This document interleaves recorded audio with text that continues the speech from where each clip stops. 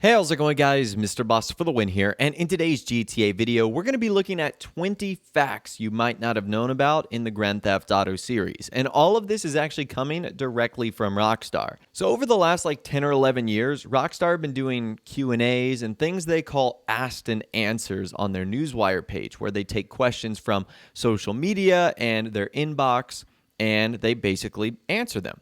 And today, we're going to be looking at 20 of Rockstar's answers that reveal some of the coolest things in GTA that you might not have known about. So let's begin. The first question comes from an individual that asked, I noticed that nearly every Grand Theft Auto box art since GTA 3 has a helicopter in the top left-hand corner. Why is that? And they said, we are not really sure. It just happened that way, and we've kept it as often as a sort of signature. On the boxes, we try to give people a flavor of the game, and in every GTA, helicopters seem to play a major part. So it always seems relevant. We also change the color palette and style of art between each game, but perhaps these changes are only apparent to us. Another interesting fact, only GTA 3 featured different packaging for the US and Europe. After that, we decided to keep things consistent across the world. And you guys should look up the box arts for yourself. Literally every single one has a helicopter in the top left-hand corner. That is hysterical. So I guess that is sort of Rockstar's signature. Up next, Rockstar answers what happened to Darko. A couple of people asked, Darko, such a strange character. Pictures of him are available on GTA 3's official website, and his name appears in GTA 3's booklet. I heard somewhere he was supposed to give you some sort of rampage-like mission. What was exactly his purpose? Why wasn't he included in the final version of the game? Others asked about Darko, if he was a Russian communist. Some asked what was the whole fuss with Darko. Was there really a mission where you blew up a school bus full of children? Another just said, who was Darko? And Rockstar says, Darko was just a crazy bum who gave you some crazy missions. They were removed a few months before the game and was done and long before 9/11 because they weren't as good as the rest of the game. And tonally, they were a little odd. He started with 5 missions and they were all slowly cut. When only 1 or 2 were left, they were removed as the character just didn't work alongside the other characters. None of those missions involved blowing up buses of school children, although that is a funny rumor. Up next, Rockstar talks about why Claude doesn't speak. A handful of people were asking Rockstar why Claude was silent, had no dialogue, why doesn't he talk? Rockstar said, it may seem obvious now that people should talk in games, but this was not necessarily the case in 2001. Certainly not in an open world game. We were making up a lot of procedures as we went along the way, and we decided that the NPCs should talk, and we would have to figure out how to make them talk. So we decided that the game's protagonist would not talk, partly to aid people identifying with him, but mostly because we had so many other problems to solve, and this did not seem like a major issue. We started to discuss introducing a talking lead character when working on Vice City, but it was a lot of work. While the structure of GTA 3 may seem obvious or natural now, and the use of cutscenes made the game's engine that look and feel like the game may seem simple and easy, it was really not the case back in 2001 when we had to figure out all these things for the first time. Oh, and in San Andreas, CJ calls Claude a mute because he does not talk, and CJ finds this unnerving. So a fun little fact right there about why Claude doesn't talk, and some funny relationship between him and CJ. Up next, Rockstar talks about why GTA 4's Liberty City is so different than the Liberty City in GTA 3. And they said, in the same way that Liberty City in the original Grand Theft Auto is different from the version seen in GTA 3. The advances in hardware that precede Grand Theft Auto 4's release opened up so many more opportunities to build out and reinvent the game world from what we were able to do in previous games. Liberty City in GTA 3 is loosely based on a series of East Coast and Midwestern cities, New York, Philly, Detroit, Baltimore, but without being one in particular. With Vice City, we began experimenting with cities that were more direct spoofs or impersonation of places. For GTA 4's Liberty City, we really wanted to make a high-definition, incredibly detailed digital impression of New York, but still given the Rockstar twist, as this is something we had not done before and we felt it was interesting. So a cool little detail there about how Vice City was like the first game in which they tried to basically replicate the real-life city, and then they sort of mastered it with GTA 4. Really, really cool stuff right there. Up next, Rockstar talks about what they believe is the true ending for Grand Theft Auto 4. They were talking about all the options that Nico has, and at the end they say, take the deal or get revenge. I know what I would do, but I want to know what Nico would do. You designed him, so you know him better than I do. And Rockstar says that's a very interesting question. The choices that you make in Grand Theft Auto 4 while in the shoes of Nico Bellic are completely down to personal preference. Your conscience and curiosity help Nico to make decisions throughout the game, so we really don't have a straight and true path for how Nico's character would react in life or death situations. It's all down to the individual who plays him, and our hope was to have a fairly even split in all the choices, so they seemed like real dilemmas. In terms of outcome, something Nico would not know at the time, there is a best pathway, which is sort of the thing we reveal when we do our tips post. But that is from a pure gameplay design mechanics perspective, as some choices give you more advantages than others, not from the choices Nico might make at the time. Those are up to you.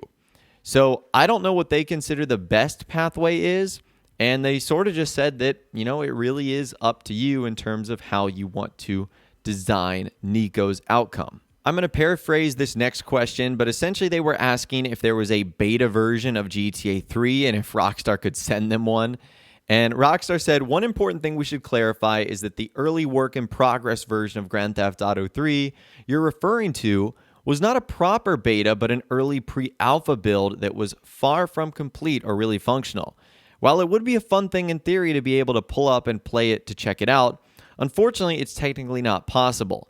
Thank you for reaching out. It's clearly been a lot of fun revisiting the days of GTA 3's development with our longtime fans recently. So there was no beta version of GTA 3, just one that Rockstar sort of cooked up so that they could sort of test the game itself. I'm also going to be paraphrasing this next question. This individual who wrote this question seemed to be upset with the topic of homosexuality and the way it was handled in the Ballad of Gay Tony and how Luis apparently can't dance with guys. So Rockstar says, thanks for the feedback. We are pretty confident that Luis can dance with a guy in Hercules. You have to dance well with a girl first, then a guy will come and challenge you, as a way of seeing who is a better dancer. Luis is a heterosexual character. Tony is a gay character. They are best friends and work together.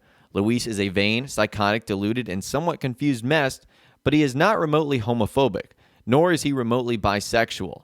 So he dances with women, but he is comfortable helping to run a gay nightclub. With all our open world games, we try to provide a range of experiences that fit the character and help develop the character while providing a good range of things to do. So Nico didn't dance at all, but Luis did. And Jimmy from Bully can kiss but not shoot them, like a normal schoolboy. Meanwhile, in Red Dead Redemption, John Marston won't cheat on his wife or dance, but is happy slaughtering any number of animals. So basically what Rockstar is saying here is the characters are designed to have their own unique personalities. And they can do specific things based on those personalities. And Rockstar isn't like secluding any lifestyle in the games or DLCs. I thought that was kind of interesting. Up next, Rockstar talks about their inspiration for the Rockstar Editor. They were asked what their view of machinimas were, and they said, we love it. And that's why they added the video editor tools to the PC version of GTA 4 and episodes from Liberty City, which eventually became the Rockstar Editor. Cool little fun fact there that you might not have known about. Moving on, Rockstar was asked, what is the point of shark cards? And they said the reason we include optional in-game currency in Grand Theft Auto Online rather than directly selling DLC was because it was the only way that we could distribute DLC without dividing the player base each time we brought out a new content pack, which would destroy the online community very quickly by splitting up players. Thanks to Shark Cards, we have been able to give away every piece of DLC so far for free in order to keep the community whole and give people options as to whether they want to earn new content by playing the game, buy new content with Shark Cards, or simply don't get the new content and keep playing the game. So long story short, it was to keep the community together and not divide them up. Regarding Grand Theft Auto 3, Rockstar also got a lot of questions about the events of 9/11 and how it affected the game. And Rockstar said the game is about 1% different. We only removed one mission that referenced terrorists and changed a few other cosmetic details, car details, a couple of pedestrian comments, lines of radio dialogue, etc. The game came out a very short time later. The biggest change was the US packaging, which remixed the previous packaging into what became our signature style. because the previous packaging, which was released in Europe, we felt was too raw after 9/11. All the more extreme rumors are amusing but impossible to have been achieved in such a short period of time. Also, sort of a follow-up to that, someone said, any chance of releasing GTA 3 stuff that was removed due to 9/11? And they said no. As above, it was really not much stuff, just one mission, and other than that, some superficial and cosmetic details. So that's one of the biggest rumors surrounding GTA 3, is that a lot was changed due to what happened at 9/11, but according to Rockstar, it really wasn't all that much. So an interesting response from them. Moving on, Rockstar talks about the rumor of a ghost town being in GTA 3's Liberty City. They were asked if the location where the bank robbery takes place is supposed to be there. They said yes, it's meant to be a part of Liberty City. And another person asked, is the name of the island taken out of the game named Dakota Island referred to in the game as Ghost Town? And Rockstar says, we didn't take an island out of the game. We think what people refer to as a ghost town is just a small area of the city we built for a bank heist scene at the very start of the game. It never had a name, but we wanted it to be somewhere separate from the Liberty map, and so we built these few streets floating in space and assumed no one would ever find them. We noticed that someone built a bridge mod so you can now actually drive there. Amazing. So this sort of reminds me of North Yankton, a little bit more of a developed version in GTA 5. It was really only meant for the prologue and one other mission, and it's sort of a mysterious part of the map that Rockstar didn't expect anyone to go back and find. Moving on, Rockstar answers the question why the Dodo seaplane was never actually a plane or why it couldn't fly. A lot of people were wondering if it was because it was of 9/11. Rockstar says, because we were making a driving and shooting game, even that, as a combination of core gameplay elements, was very, very radical at the time. The Dodo seaplane was never meant to be flown very much at all, and it certainly wasn't grounded as a result of 9/11. It was just a fun thing that people then went crazy with when they figured out various bugs that let them fly it. So that answers the question right there of why the Dodo was never flyable in GTA 3. Up next, Rockstar confirms the mystery of Shoreside Vale and what the heck is actually going on there and why it seems to be blocked off in GTA 3. Rockstar says there was never meant to be anything on the other end of the tunnel. We were just playing with ways to make the world feel like it continues past the physical boundary. It's something that we've been pushing in all sorts of ways ever since, making the world you experience as a player feel like it's a part of something bigger. This tunnel was just one of our first little baby steps in that direction. So essentially, they just added it to make the world feel a bit more realistic. Up next, someone said, hidden away on the PC version of GTA 3 are menus and listings for multiplayer. What was supposed to be planned for Grand Theft Auto 3, and at what point was it removed? And they said, we played around with the idea of multiplayer back then, but we never got very far with it. At the time, we decided to make Vice City instead of dedicating a big team to multiplayer, as we did not feel it would ever make for a really good enough experience. When we finally made a multiplayer game, we wanted it to rival the fun and experience of single player, and this was something not possible until much later. So that's interesting. Apparently there was supposed to be a version of GTA Online, I guess you could say, back in the GTA 3 era. Regarding the very beginning of Vice City, someone wondered if Victor Vance was the one gunned down in the intro, and Rockstar says, yup, that's Vic. After having been dragged back into the Vice City criminal underworld by his brother Lance, following the events of Vice City stories, Vic Vance dies in the ambush that occurs in the opening scene of GTA Vice City. So there you go. That confirms that right there. Regarding another mystery, one person asked, did Claude kill Maria at the end of GTA 3? Rockstar said, certainly gunshots were fired, but nobody is sure as to what exactly happened. So interesting, they add a little bit more mystery to that saga. Someone also wanted to know what happened to Donald Love, what was in the package, and why did he run away with the Asian guy? I always assumed it was human flesh or something because he's a necrophiliac and all. And Rockstar says no one is quite sure what happened to Donald Love. He certainly crossed a few boundaries and was trying to find a way back to normality. Whether or not he managed this and what happened to the elderly Asian gentleman are matters we cannot speculate on. So again, Rockstar basically doesn't really confirm what happened to Donald Love. Moving on, Rockstar reveals how they feel about GTA 5 mods on PC and also mods for GTA Online. And they said, "We have always appreciated the creative efforts of the PC modding community, and we will fondly remember the awesome zombie invasion mod and the original GTA map mod for GTA 4, among many other classics. To be clear, the modding policy in our license has not changed and is the same as GTA 4. Recent updates to GTA 5 PC had an unintended effect of making unplayable certain single-player modifications. This was not intentional. No one has been banned for using single-player mods, and you shouldn't worry about being banned or being regulated to the cheater pool just for using single-player PC mods.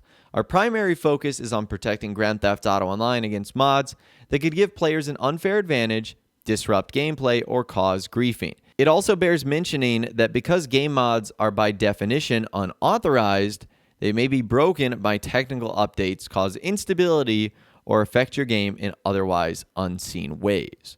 So again, some cool clarification from Rockstar regarding if they are only going to be doing first-person games now, which we have seen in GTA 5 and Red Dead Redemption 2. They said, "Absolutely not. We are excited by the response to our first effort at a first-person experience, but remain committed to third-person games and may or may not use first-person as a camera option in the future. We do like to, whenever possible, give people the option so they can play games the way they want." And we clearly saw that in Red Dead Redemption 2. But anyways, that right there is 20 facts you might not have known about the Grand Theft Auto series, answered directly by Rockstar Games. So I found this to be so cool, whether it's little details like a helicopter being in the top left corner of all the box arts, or crazy details about cut content in some of your favorite games. I found this to be really cool. So I'd love to hear from you guys in the comments down below. Of all the facts we looked at today, which one did you think was the most interesting and unique? Again, let me know your thoughts, opinions, and more in the comments down below. If you guys did go on to enjoy this video, though, a like rating would, of course, be awesome. And be sure to subscribe to my YouTube channel if you are new, or you want to stay up to date on all the latest GTA and Red Dead Redemption videos that I'm doing here on my channel. And be sure to ring that notification bell as well. Sometimes YouTube just doesn't work, and if you ring that bell, you'll always be guaranteed to be notified when new videos arrive. But of course, as always, guys, thank you all so much for watching. Take care, and I'll see you guys in the next video.